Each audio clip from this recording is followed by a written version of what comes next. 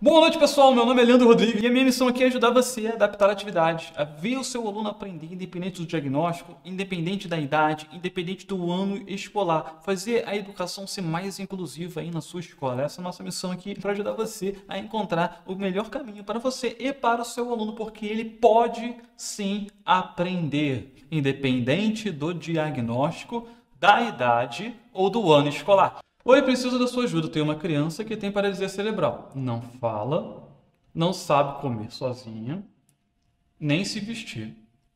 Faz as necessidades na fralda, ou seja, é um bebê. O que devo fazer para ajudá-lo? Isso é um problema seríssimo, tá? Você falar que a pessoa é um bebê. O que é um bebê? Bebê é um ser humano até 2 anos de idade.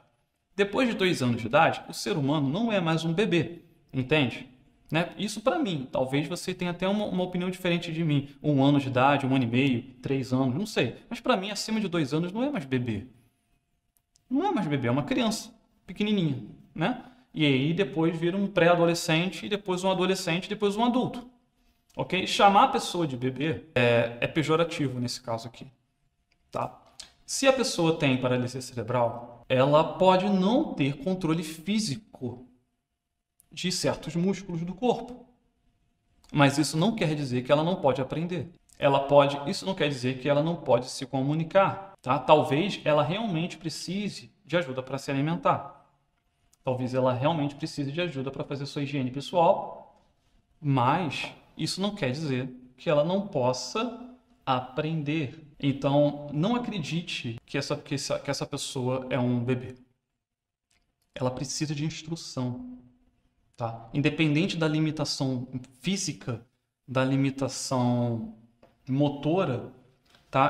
Talvez ela não tenha realmente controle de certos músculos do corpo, mas ela pode aprender. Ela pode aprender.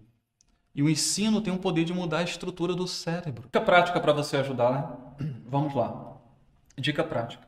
Comunicação alternativa. Estabelecer uma forma funcional de comunicação. É o primeiro ponto. Essa pessoa precisa começar a se comunicar de alguma forma, tá? E você pode usar recursos de comunicação alternativa para isso, ok? Você pode começar testando símbolos. Se a pessoa não entender esses símbolos aqui, que pode acontecer, talvez a pessoa tenha deficiência intelectual severa, grave, algum déficit cognitivo, mas pode não ter. Ela pode ter o cognitivo totalmente preservado e ser mais inteligente que eu e você junto.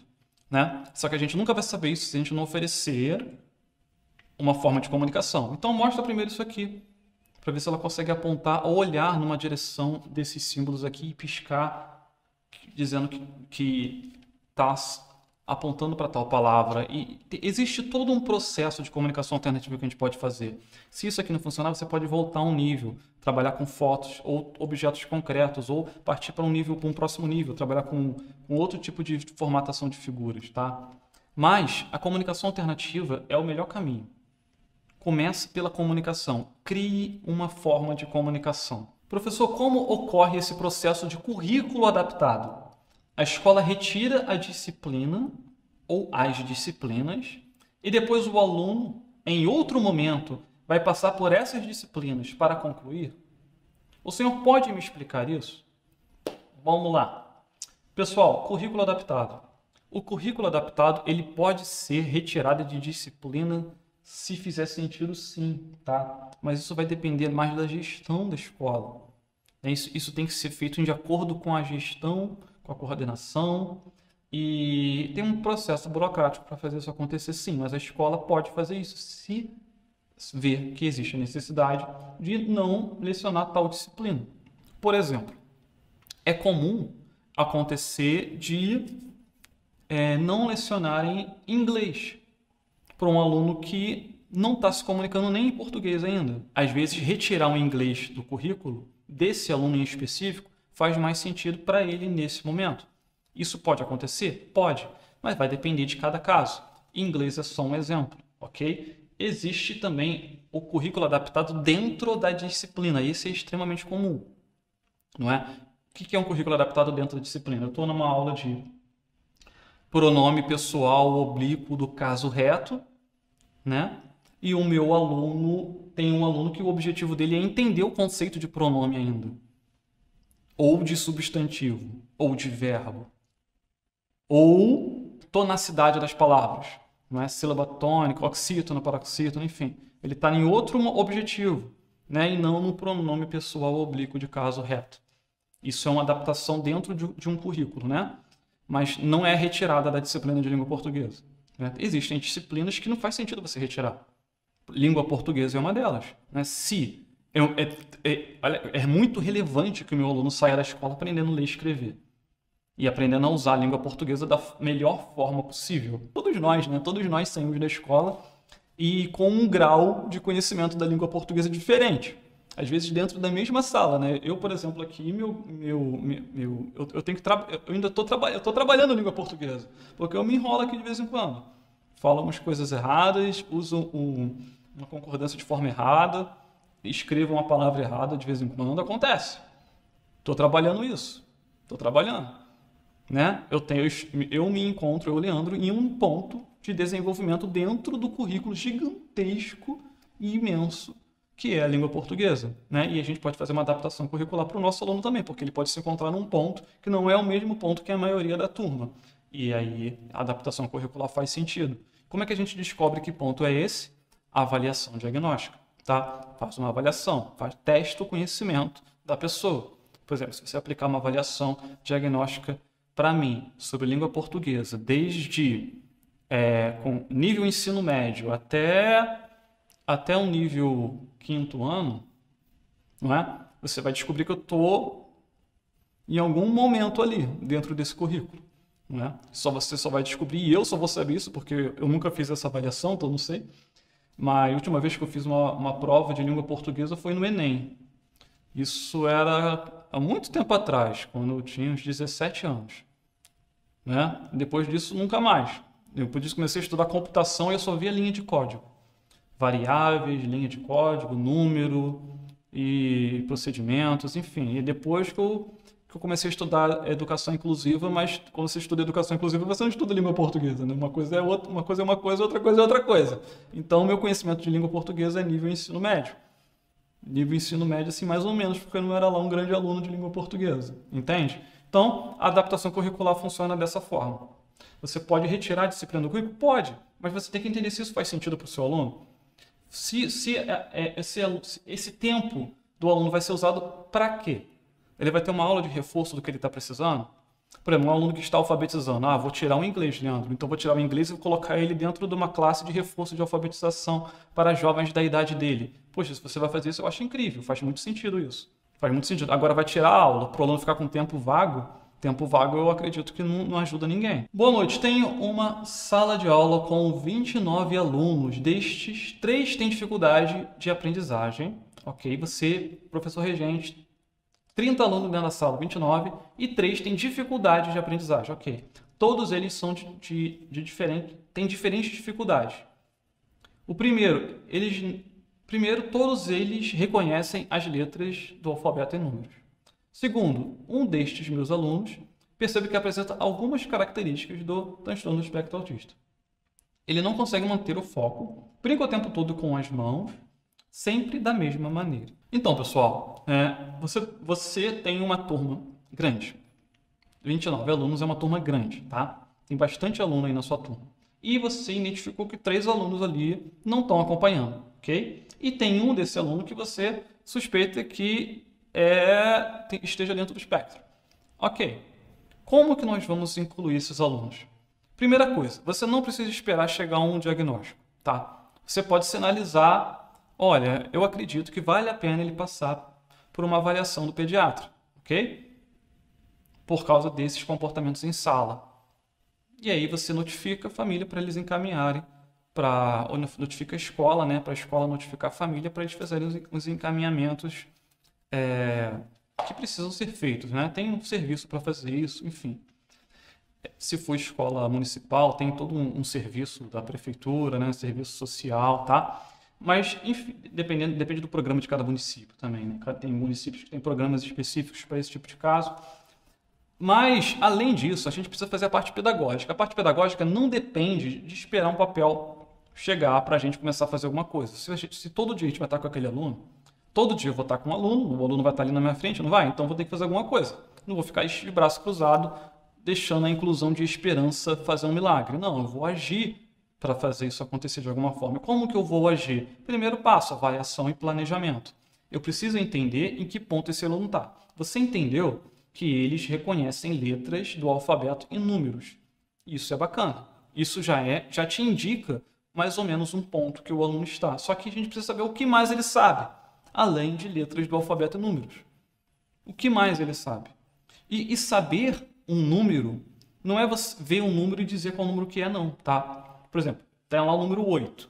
Eu olho o número 8 e ele fala, que número é esse? Aí ele fala, 8. Isso não quer dizer que ele entende que a quantidade ali é 8. Eu preciso realmente fazer um tipo de avaliação onde eu vou ter 8 objetos e vou perguntar quantos objetos tem aqui. Ele vai falar 8. Aí ele entendeu o conceito de quantidade do número 8. Só falar um número não significa muita coisa. Ele simplesmente viu uma figura e decorou. Essa figura, quando eu vejo essa figura, eu falo 8. Mas entendeu a quantidade é outra coisa. Né? Então, realmente uma avaliação diagnóstica para identificar o que esses alunos já aprenderam e o que falta eles aprenderem dentro do currículo da sua disciplina. Se você for dos anos iniciais, tem um currículo que está sendo trabalhado esse ano, para cada disciplina que você ensina. Não é? E dentro desses currículos, o que esse aluno já aprendeu, o que ele não aprendeu? Só a avaliação diagnóstica que vai determinar. E vale muito a pena, ao longo do tempo com esse aluno, ao longo das aulas, você ir fazendo essas avaliações.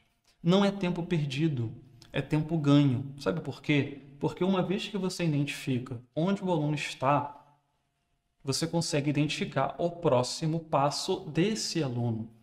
Né? E, querendo ou não, o próximo passo do aluno é o currículo individualizado, é um currículo adaptado para ele. Não é? Um plano de ensino individualizado precisa ter um objetivo claro. Um objetivo claro e uma forma de ensinar assertiva, que funciona com aquela pessoa. E aí, identificando o objetivo, você já pode começar a procurar técnica para ensinar esse aluno da melhor forma que funciona para ele. Encontrando a melhor técnica, e existem várias técnicas, durante as nossas últimas lives eu falei de modelagem, eu falei de aprendizagem sem erros, enfim, tem várias técnicas. Você pode combiná-las, tá? Isso é incrível. E aí, depois que você parte por recurso, ou a construção do recurso. E como você tem muitos alunos, eu recomendo fortemente que você crie poucas atividades. E isso é até contra-intuitivo. Às vezes, as pessoas pensam que você tem que entregar atividade diferente todo dia. Mas olha, você não precisa entregar atividade diferente todo dia. Você pode ter uma atividade para trabalhar durante toda aquela semana para a disciplina que você está trabalhando. Então, se você está trabalhando língua portuguesa, você constrói uma atividade. Você constrói uma atividade que você vai poder trabalhar durante toda a semana. Por exemplo, um jogo. Um jogo que você pode ficar adaptando as regras para diferentes momentos com os seus alunos, de acordo com o nível que eles se encontram. E todos podem participar. E para o aluno que está com mais dificuldade, ele vai participar do jogo de uma forma. Para o aluno que está mais avançado, ele vai participar do jogo de uma outra forma. Exemplo, não é? Eu tenho aqui, por exemplo, se eu crio um jogo do tipo Uno para trabalhar com a minha turma, tá? Se eles não souberem jogar Uno, eu vou ter que ensiná-los a jogar Uno primeiro. Ou eu trabalho com outro jogo. Mas eu crio um jogo do tipo Uno, imprimo cartinhas desse tipo e escrevo as palavras aqui. Aqui nesse exemplo aqui, está escrito sofá sem acento. Por quê? Porque foi criado para trabalhar acentuação, não é? Então, para o aluno que está trabalhando acentuação, quando ele baixar a carta, ele precisa falar onde é que entra o acento, que palavra é essa e onde que entra o acento. Porque ele está trabalhando acentuação. Para o aluno que está trabalhando alfabetização, né, que ele está aprendendo a ler, basta ele ler a palavra. Não precisa dizer onde vai o acento. Apenas leia a palavra.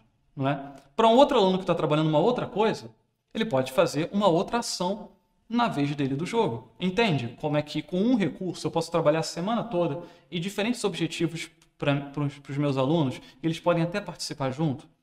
E a questão do manter o foco, você resolve criando os recursos lúdicos, criando os recursos interessantes e recursos que os alunos se interessem e fiquem ali em uma atividade coletiva. Né? Quando tem um grupinho formado fazendo uma coisa, a chance de dispersar o foco diminui, porque eles estão todos ali focados fazendo alguma coisa. Tá? Uma outra dica que você pode ter é eleger monitores para você também. Aqueles alunos que se destacam, que são mais maduros para a idade deles e que se desenrolam bem, são bem inteligentes, você pode eleger na sua turma os seus ajudantes e eles tomam conta desses pequenos grupos que vão ficar trabalhando atividades durante a sua aula. Dá para fazer muita coisa assim, tá? Com uma turma grande. Com uma turma grande você precisa de atividades onde todos fiquem participando, né? Porque senão eles vão se dispersar. Vai começar a acontecer coisas paralelas. Um ali brincando de tal coisa, outro ali conversando, outro ali chutando um amiguinho, outro fazendo uma bolinha.